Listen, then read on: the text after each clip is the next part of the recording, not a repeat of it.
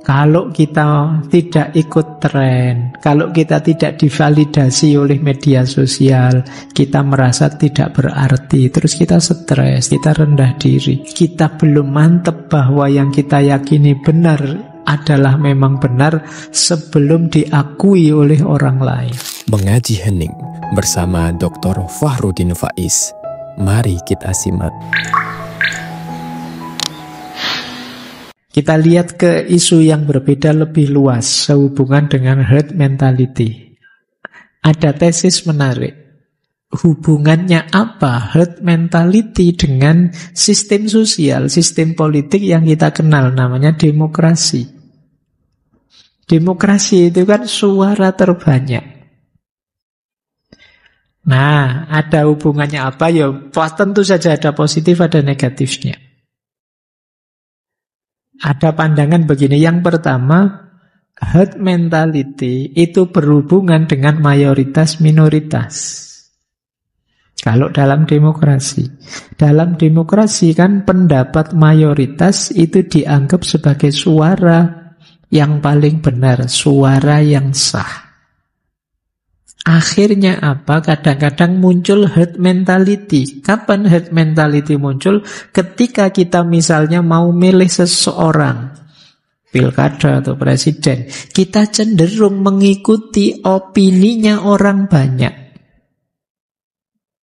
Ini herd mentality. Jadi kalau kita punya mentalitas kerumunan, misalnya waktunya pemilu, ya kita akan milih bukan pilihan kita sendiri, tapi pilihannya orang yang kita anggap mayoritas. Saya mau milih calon ini sih, tapi teman-teman saya milihnya calon itu semua. Jangan-jangan saya yang kurang update infonya. Sudahlah, saya ikut yang lain saja. Jadi mentalitas kerumunan agak kurang menguntungkan dalam demokrasi, karena orang tetap tidak mengekspresikan kemauan dirinya, tapi yang penting mayoritas saja. Sebagian besar orang itu ya saya ke situ. Nah, ini salah satu aspek. Nanti kalian boleh mendiskusikannya. Terus seperti apa solusi, jalan keluar, atau mungkin ada perspektif yang berbeda. Yang kedua, kalau pemimpinnya punya mentalitas populis. Populis itu hanya mencari suara terbanyak saja, populasi terbesar saja. Biasanya mereka akan memanfaatkan herd mentality ini. Pokoknya yang dibela selalu mayoritas. Kenapa? Biar dia selalu dapat suara terbanyak. Ini agak riskan kalau kemudian sampai menyingkirkan, menyisihkan, mendiskriminasi yang suara kecil, suara minoritas. Jadi logiknya semoga tidak populis, karena bisa lanjut ke yang ketiga, pengabaian terhadap minoritas. Ya kalau sudah pemimpin harusnya adil. Ini aspek kedua. Nanti kapan-kapan kita bahas lebih dalam apa itu populisme. Kemudian herd mentality juga bisa melahirkan polarisasi. Kenapa? Karena sentimen kelompok tambah kuat. Setiap orang terikat oleh kelompoknya sendiri-sendiri. Akhirnya apa? Sentimennya tambah kuat, keterikatannya tambah kuat. Kita semakin tersegmentasi, kita semakin terfragmentasi, pecah-pecah. Semakin tidak terbuka, kita semakin tertutup. Ini namanya polarisasi.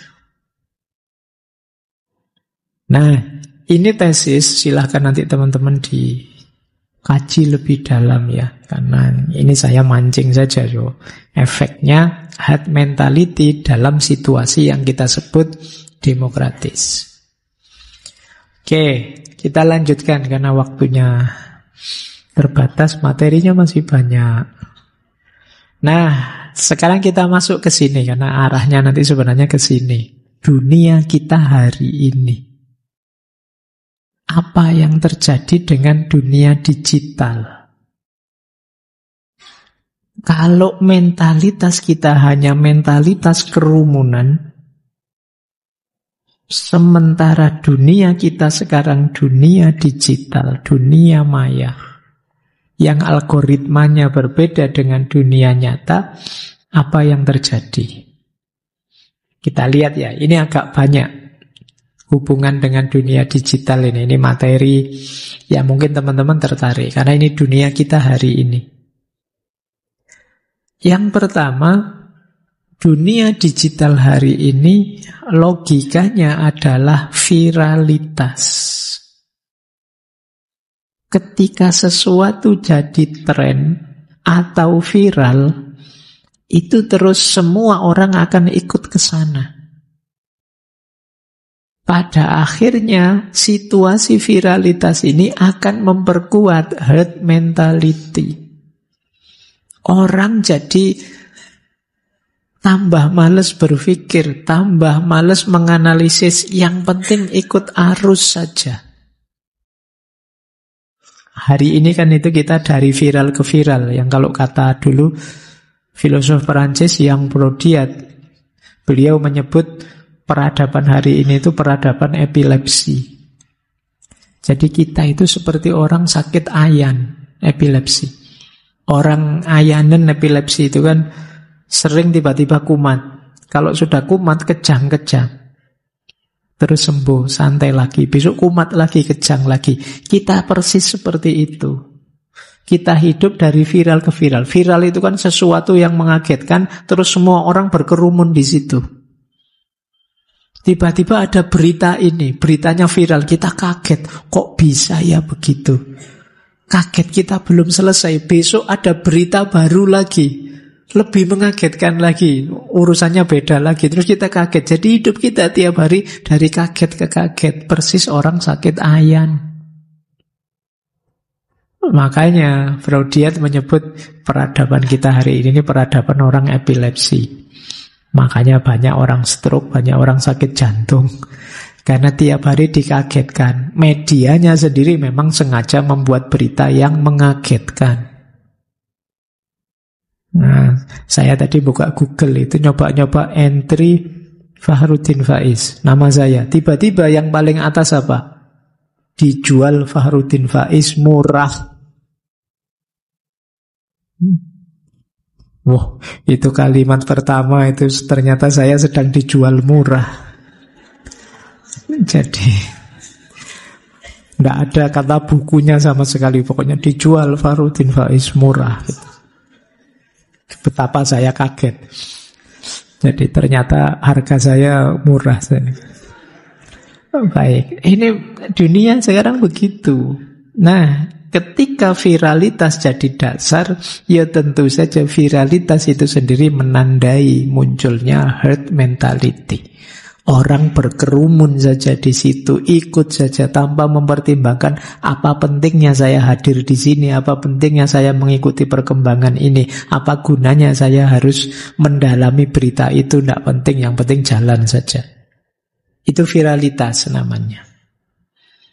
Yang kedua, herd mentality ini tambah kuat karena ada echo chamber. Echo itu gema, chamber itu ya semacam ruangan. Kita kalau masuk ke dunia digital itu seringkali tidak mencari kebenaran, tapi mencari gema dari suara kita sendiri. Kita hanya mencari menguatkan kebenaran yang sudah kita yakini sebelumnya. Ini namanya echo chamber. Sama dulu seperti katanya Sartre yang dia bilang, kita itu sebenarnya hanya ingin mendengarkan gema suara kita sendiri. Yang kita cari di dunia digital, di media sosial hanya dua. Hal-hal yang setuju dengan yang kita anggap benar, atau hal-hal yang menyerang, mengkritisi hal-hal yang kita anggap jelek. Jadi tujuannya dua, mendukung kebenaran kita atau menyerang, menjatuhkan kebenaran yang berbeda dengan kita. Itu yang kita cari di dunia digital. Ini namanya echo chamber. Kalau kita setuju pikiran A, maka kita akan mencari berita, blog, apapun konten yang mendukung kebenaran pikiran kita atau menyerang pikiran-pikiran lain yang berbeda. Hanya itu yang kita cari. Efeknya apa? Ya keterikatan kita dengan kelompok. Herd mentality kita tambah parah. Karena kita tambah tertutup, tambah sempit. Ini menurut saya problem kita hari ini. Jadi kadang-kadang kita malah melarang, jangan baca yang itu kelompok beda dengan kita, jangan ke situ. Jadi kita tambah tertutup, kita hanya mencari gema suara kita sendiri. Kadang-kadang saya suka loh ustadz itu, saya suka loh ulama ini, ulama itu. Bukan karena kalian ingin belajar banyak dari mereka, tapi lebih karena pikiran-pikiran beliau cocok dengan pikiran saya. Jadi yang kalian cari kecocokanmu. Bukan karena kalian ingin belajar banyak dari beliau-beliau. Nah itu banyak yang begitu, itu yang disebut echo chamber. Lanjut ya. Yang ketiga, kalau tadi ada konformisme, ini ada konformitas online. Jadi media sosial, Twitter, Instagram, WhatsApp kita, itu kadang-kadang menekan kita untuk mengikuti tren-tren tertentu. Kita seolah-olah dipaksa untuk memberi like, memberi komen, atau membagikan konten kalau tidak ingin dianggap tidak update. Oh, ini tekanan sosial melalui medsos. Bahkan sekedar ucapan innalillahi pun kita kadang-kadang, wah kalau saya belum ikut bilang innalillahi nanti diserang sama teman-teman, ya dianggap tidak peduli. Mari kita doakan saudara kita Al-Fatihah 7 kali. Tulisannya begitu 7 kali. Kamu Fatihah beneran ya tidak tahu, pokoknya mbok tulis 7 kali gitu. Jadi kadang-kadang ya kamu nulis saja, mari kita doakan saudara kita, tapi entah berdoa beneran entah tidak penting. Yang penting kamu sudah tampil di medsosmu. Kalau kamu punya konten atau temanmu punya konten, itu seolah-olah kita dipaksa untuk merespon, sekedar komen atau jempol atau itu. Kalau tidak melakukan itu rasanya kok kurang solider ya. Wong itu kontennya teman kita, mbok yo cuma ngasih like saja, masa Anda. Ini yang mana yang disebut tekanan sosial. Jadi kita sebenarnya tidak mau untuk komen yang tidak penting, jempoli yang tidak serius.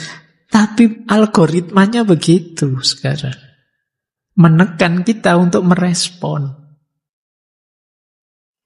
Kadang-kadang kan ada permintaan, tolong saya punya konten yang baru ini di like ya, dijempoli ya. Kamu kan iyalah wong teman saja mau apa. Kan jarang kamu balas, emangnya memang bagus kok saya harus nge-like. Kan kamu tidak berani bilang begitu. Kamu diminta nge-like ya di-like saja. Padahal begitu kamu nonton, aduh konten kayak gini aja. Kayak kamu begitu. Tapi ya tetap kamu jempoli. Itu kan peradaban jempol itu kan hari ini dunia digital itu bisa kebalikan kenyataannya. Jangan tertipu kalau temenmu tiba-tiba di WA terus gimana pendapatmu, jempol 2. Itu dia ya yang dikirim jempol 2, tapi mungkin ya sambil ngirim jempol dia sambil misu-misu, sambil melet-melet. Tapi kan jempol 2. Oke, itu yang disebut tekanan sosial. Jadi kita ditekan untuk mengkonfirmasi konten, isi. Bahkan kita yang punya konten itu kan merasa gelisah luar biasa kalau tidak ada yang nge-like. Saya sudah posting sejak kemarin loh, yang nge-like kok cuma 2 ya, padahal teman kos saja 3. Itu kan kamu ngeri, berarti ini teman kosku saja salah satu ada yang tidak nge-like gitu. Oh itu Kamu merasa hampa, merasa tidak bernilai kalau sudah begitu. Itu yang kedua, fear of missing out, FOMO. Ini banyak diuraikan ya. FOMO juga menunjukkan herd mentality. Kita merasa hampa kalau tidak posting, kita merasa tidak berguna kalau tidak muncul di medsos, tidak muncul di Instagram dan lain sebagainya. Akhirnya kita ikut-ikutan, kita tertekan. Sebenarnya saya tidak suka grup musik ini, grup musik itu, tapi teman-teman semua kontennya itu, ya wis. Meskipun saya tidak senang, tak betah-betahkan untuk pura-pura senang. Ini FOMO namanya.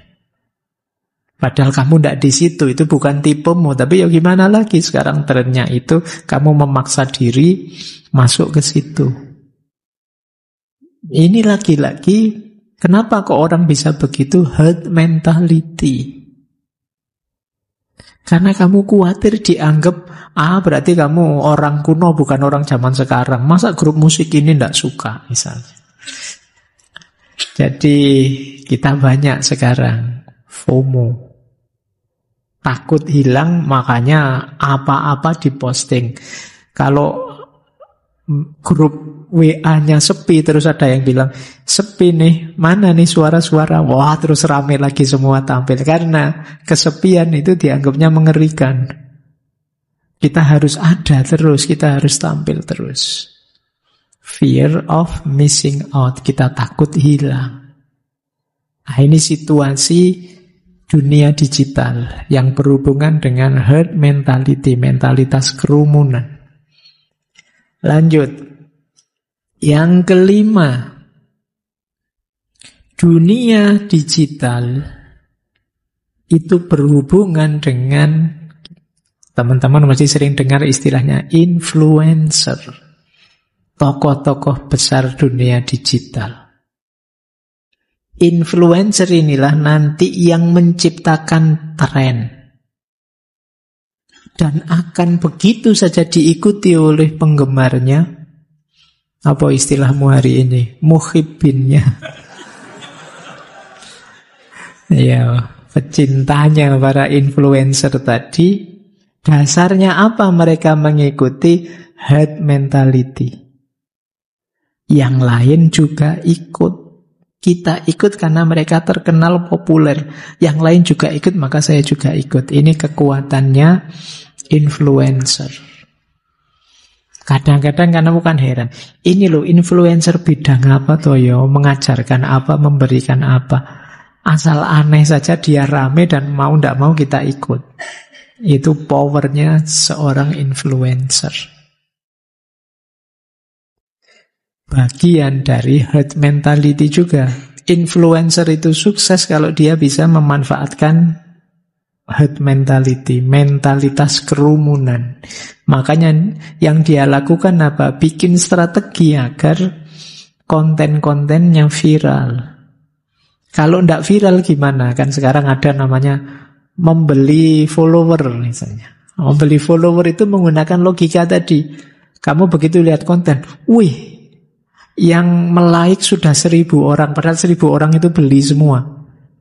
Tapi herd mentality-mu terus bunyi, wah kalau yang like banyak berarti bagus ini. Kalau yang suka banyak berarti penting ini. Terus kamu masuklah ke situ. Akhirnya yang like 1.001, yang 1.000 bayaran, yang 1 cuma kamu. Berarti kamu yang kena herd mentality tadi. Kemudian hari ini bahkan lebih dari itu.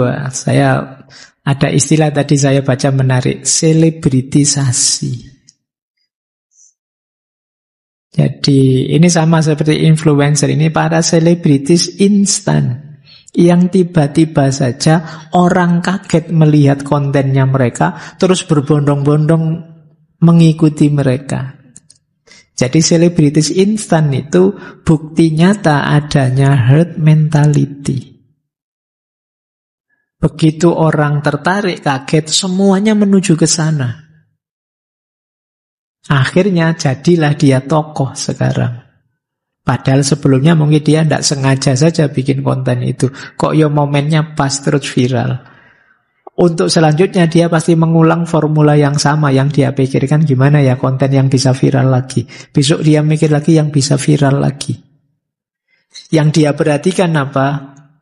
Mentalnya orang-orang yang masih cenderung herd mentality. Yang melike sesuatu tanpa pikir panjang, yang penting viral saja berarti pasti bagus. Baik, jadi masih ada. Lanjut. Herd mentality juga nanti berhubungan dengan filter bubble. Nah, ini istilah yang teman-teman pasti sering dengar ya. Jadi kalau teman-teman sering melihat yang negatif-negatif, ya sama Google mesti ditawari yang negatif. Kok temenmu mengeluh, Pak, Google saya itu loh Pak, kok tiba-tiba keluar saru-saru terus tiap kali saya buka. Ya sebelumnya kamu mesti sering buka saru. Google tidak mungkin iseng, dia belajar dari kerjamu selama ini. Itu yang disebut filter bubble. Jadi tidak usah mengeluh, Pak kok tiba-tiba muncul iklan judi slot Pak. Jangan-jangan kamu ya sering buka-buka itu, makanya ditawari itu. Jadi itu yang disebut filter bubble. Loh, filter bubble ini memperkuat herd mentality. Misalnya tadi kamu mengidolakan influencer tertentu, begitu kamu buka Google, kamu akan ditawari konten-konten terbaru dari influencer tadi. Akhirnya apa? Herd mentality-mu tambah kuat. Kamu tambah tidak kritis. Karena dicekoi itu terus. Kamu tambah militan, tambah tertutup. Akhirnya kamu menganggap, oh berarti yang benar memang ini, yang bagus memang ini satu-satunya. Akhirnya apa? Terjadi polarisasi semakin kuat. Maka jangan heran kan kadang-kadang penggemarnya grup band ini itu tidak akur sama penggemarnya grup band itu. Itu polarisasi namanya. Karena dia diyakinkan di kontennya yang dia ikuti bahwa itu tambah bagus, tambah baik terus-menerus. Sehingga yang lain dia anggap jelek. Yang lain juga begitu, dia kena filter bubble tadi, diyakinkan kebaikan-kebaikannya terus-menerus. Baik, lanjut ya. Problem lagi dengan dunia digital adalah anonimitas. Jadi anonimitas itu kita semakin bisa melampiaskan insting kerumunan kita karena di dunia maya kita bisa anonim. Kita bisa bikin second account, third account, fourth account, fifth account. Jangan-jangan kalian punya banyak akun. Pak, ini untuk akun yang serius, Pak. Kalau ini untuk akun yang humor-humor, Pak. Ini akun untuk keluarga, Pak. Kalau ini untuk... Jangan-jangan kamu punya begitu. Jadi, anonimitas. Kalau dalam dunia digital ada istilah online disinhibition effect. Online disinhibition effect itu begitu masuk dunia online, kalian merasa seperti hidup bebas, tidak seperti hidup biasa di dunia nyata. Akhirnya kalian ya wis suka-suka kamu sudah. Nah, itu efek dari yang tadi istilahnya anonimitas. Kamu bisa jadi siapa saja. Kalau kamu marah ke orang, tidak harus dirimu yang maki-maki dia. Bikin akun baru yang akun itu nyerang maki-maki orang yang kamu marahi. Ini juga nanti memperkuat herd instinct karena kalian bisa punya banyak jalan untuk menghidupkan kelompokmu, idola-idolamu. Kemudian ada lagi troll, disinformasi, ini hoax, berita-berita bohong, berita-berita bikinan. Kadang-kadang orang untuk menegaskan herd mentality-nya itu ya dengan membuat hoax-hoax, berita-berita palsu. Agar yang dia anggap benar tambah benar. Ini masalah. Terus, masih ada lagi problem manipulasi opini.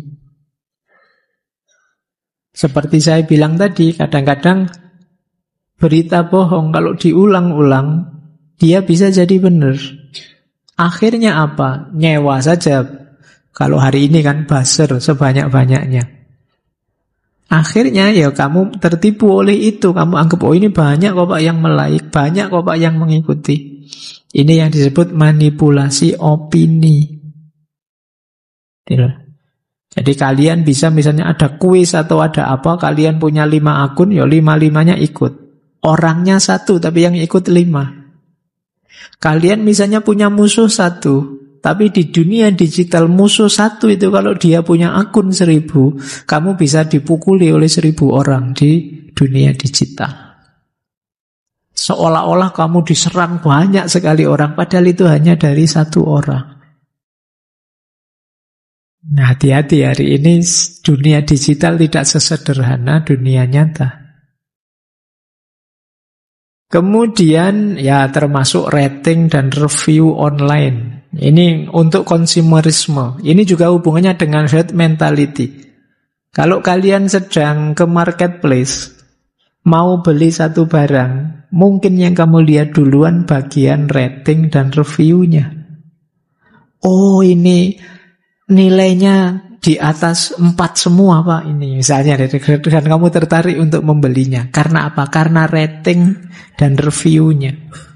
Padahal rating dan review itu mungkin saja bisa juga diatur. Bisa memang dimanipulasi biar kelihatan banyak. Sehingga kelihatan banyak orang suka. Kalau banyak orang suka, herd mentality-mu tadi meronta-ronta ingin ikut. Karena berarti ini viral. Padahal mungkin itu tidak sesuai dengan kebutuhanmu. Wah, reviewnya positif semua. Yang beli muji semua, 5 semua kasih gambar itu. Begitu kamu beli, aduh barangnya kok kayak gini ya. Tapi tidak apa-apa lah, saya sedang ikut tren ini. Itu namanya herd mentality. Baik. Masih ada lagi problemnya. Dunia digital ya nanti pada akhirnya problem sebanyak itu melahirkan depresi, kecemasan, rendah diri. Karena kalau kita tidak ikut tren, kalau kita tidak divalidasi oleh media sosial, kita merasa tidak berarti, terus kita stres, terus kita depresi, kita rendah diri.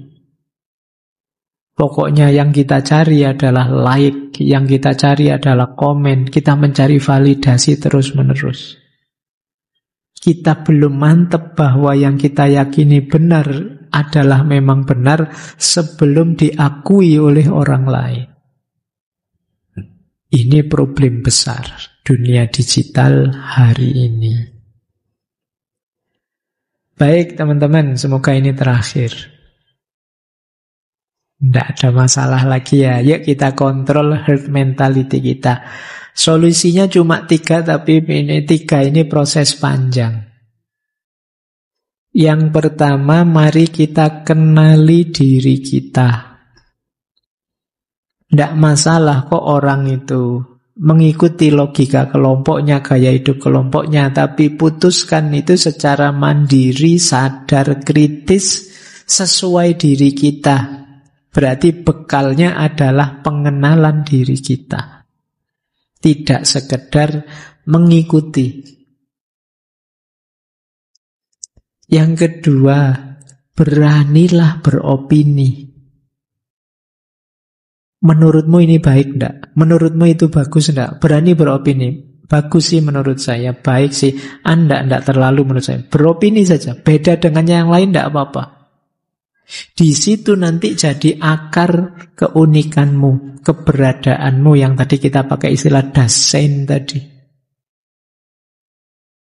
Jadi bentuk opini. Kemudian beranilah untuk memegang teguh nilai-nilaimu, bertindak sesuai keyakinan kita. Jangan mau kompromi kalau untuk nilai-nilai yang luhur, yang utama, yang baik, yang benar. Kalian harus berani, Itu viral sih, tapi ini bertentangan dengan prinsip saya, maka tidak akan saya ikuti. Semua orang begitu sih, tapi saya tidak begitu. Karena saya punya value ini yang harus saya pertahankan, maka tidak saya ikuti. Ini jalanmu untuk mengontrol herd mentality. Jadi, dengan ini kalian akan tegak sebagai dirimu. Kalau semua orang menghadap ke sini, jadilah satu-satunya yang menghadap ke sana. Maka semua orang akan melihatmu. Tapi yang di sana, kamu bisa hilang di tengah kerumunan. Dirijen itu, leader itu di depan. Jadilah leader dengan cara apa? Menunjukkan bahwa kamu beda. Kamu punya prinsip, kamu punya pendirian. Tidak sekedar ikut-ikutan saja. Makanya ada istilah, ada quotes yang menarik, be heard, not heard. Membacanya sama, meskipun tulisannya beda. Jadi bunyinya sama-sama heard, be heard, not heard. Jadilah orang hebat, heard itu kan terdengar. Kalau kamu orang hebat, kamu masyhur, terdengar. Jangan jadi kerumunan saja. Kalau kamu jadi kerumunan saja, kalau bahasa Arab itu wujuduhu ka'adamihi. Keberadaanmu seperti tidak adanya dirimu. Jadi engkau hadir tapi tidak ada nilainya, tidak dianggap. Jadi begitu kamu datang, temanmu bilang, alah biar saja dia mau datang yang monggo, tidak datang yang monggo, tidak ada efeknya. Nah itu berarti kamu bahaya, kamu sedang lenyap, kamu sedang tidak dihitung suaramu. Maka be heard, not heard. Terakhir, semoga teman-teman tidak lupa kalimat ini dari Kanjeng Sunan Kalijogo. Angeli ananging ora keli. Mengalirlah, ikuti perkembangan zaman, tetapi jangan tenggelam, jangan lenyap. Tetaplah jadi dirimu yang punya value, yang punya pendirian, yang unik, yang berani menyatakan apa keinginanmu, mewujudkan cita-citamu, versi dirimu, tidak hanya mengalir saja, mengikuti kelompokmu, mengikuti sekelilingmu. Tapi tentu saja kalian harus mengikuti perkembangan zaman. Angeli, mengalirlah. Nanging ora keli, tapi jangan sampai kamu tenggelam. Ini mungkin menurut saya quote yang paling pas untuk malam hari ini. Karena tadi ya, herd instinct, dorongan untuk bersosialisasi, berkelompok itu natural, alami. Tapi jangan berlebihan, kita harus bisa mengontrolnya. Ayo kita mengalir mengikuti herd instinct, tapi jangan jatuh pada herd mentality. Jangan tenggelam, jangan kehilangan diri kita, termasuk di dunia digital. Baik, saya kira itu ya untuk malam hari ini. Semoga nambah satu langkah wawasan untuk memahami diri kita. Terima kasih sudah menyimak. Semoga channel Mengaji Hening bersama Dr. Fahrudin Faiz selalu bisa memberikan ilmu, motivasi, dan kebermanfaatan. Salam sehat dan bahagia.